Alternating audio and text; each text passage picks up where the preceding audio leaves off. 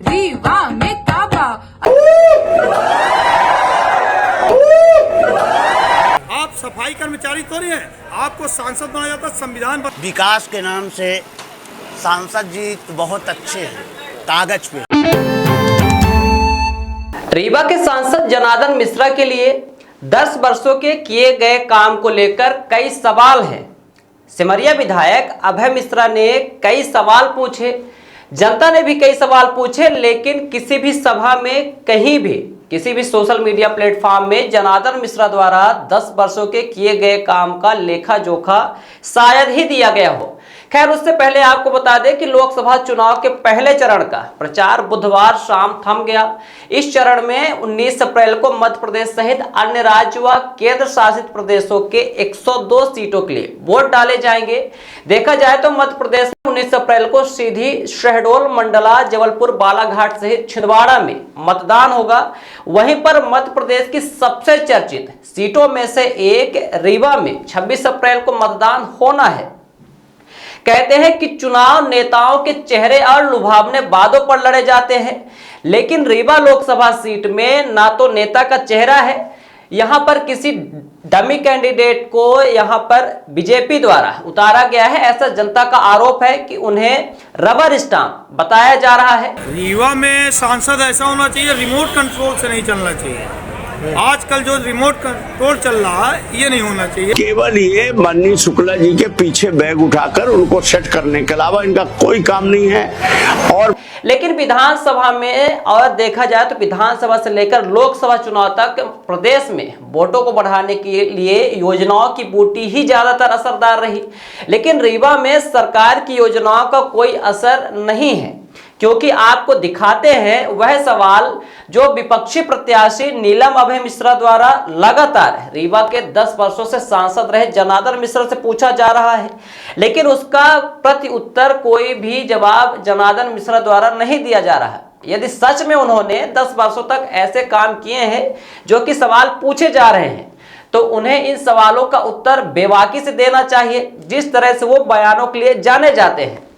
आपको बता दें कि लगातार कांग्रेस प्रत्याशी नीलम मिश्रा व सिमरिया विधायक अभय मिश्रा द्वारा बीजेपी प्रत्याशी जनार्दन मिश्रा से उनके किए गए 10 सालों के लेखा जोखा विकास कार्यों को लेकर सवाल खड़े कर रहे हैं, लेकिन कोई भी जवाब अब तक नहीं मिला। देखा जाए तो रीवा में बीजेपी के लिए झंडा और पंडा ही ताकत है।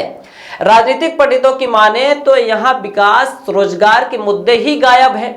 इसलिए कई वीडियो में आपने देखा होगा कि जब हमारी टीम धरातल में पहुंची और वास्तविक स्थिति को जानना चाहा, तो वहां पर युवा, बुजुर्ग सहित महिला, बच्चे सब परेशान हैं। उनका तो यह तक आरोप है कि सांसद को आज तक उन्होंने देखा ही नहीं और ना ही सांसद उनके आज तक दरवाजे आए। आप सफाई कर्मचारी तो नहीं है, आपको सांसद बनाया जाता संविधान बनाने के लिए, कानून बनाने के लिए, न कि सफाई करने के लिए। सफाई करने के लिए नगर निगम का चुनाव होता है, नगर पार्षद, महापौर। युवा बेरोजगार है, आज के देश में झुंझुना है, अधिवक्ता। विकास के नाम से सांसद जी तो बहुत अच्छे हैं कागज पे हैं, आते तो कभी हैं नहीं, गुजर जाते हैं ये रोड से, क्योंकि उनका गांव आगे है।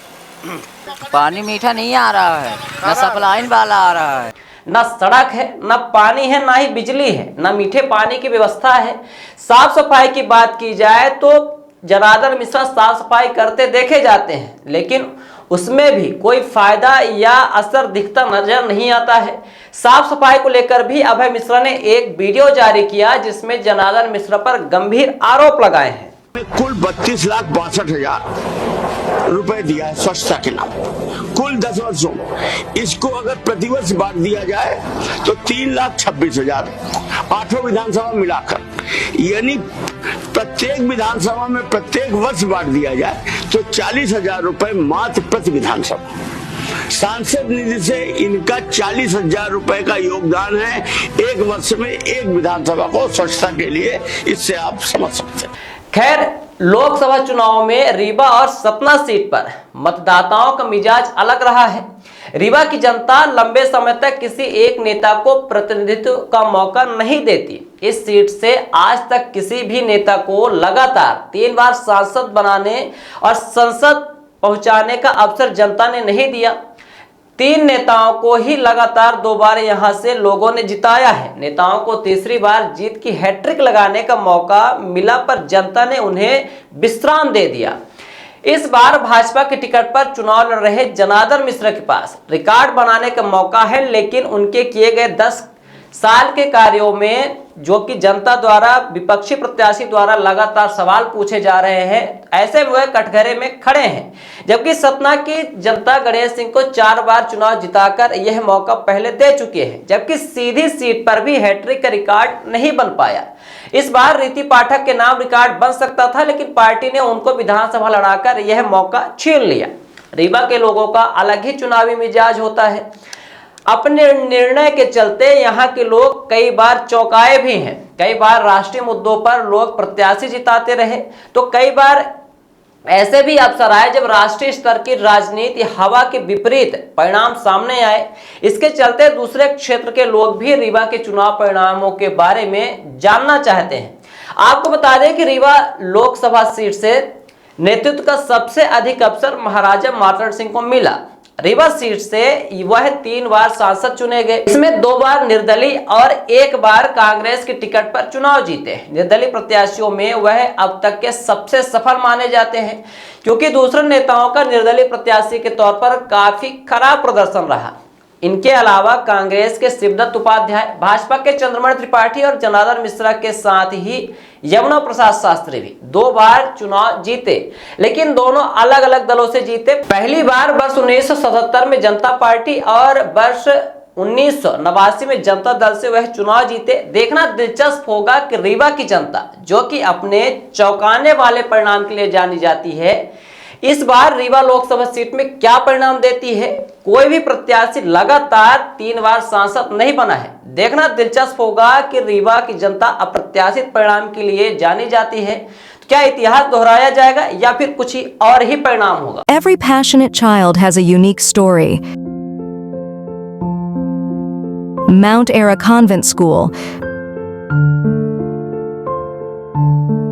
Mount Ara Convent School believes that a better future lies where children can love themselves.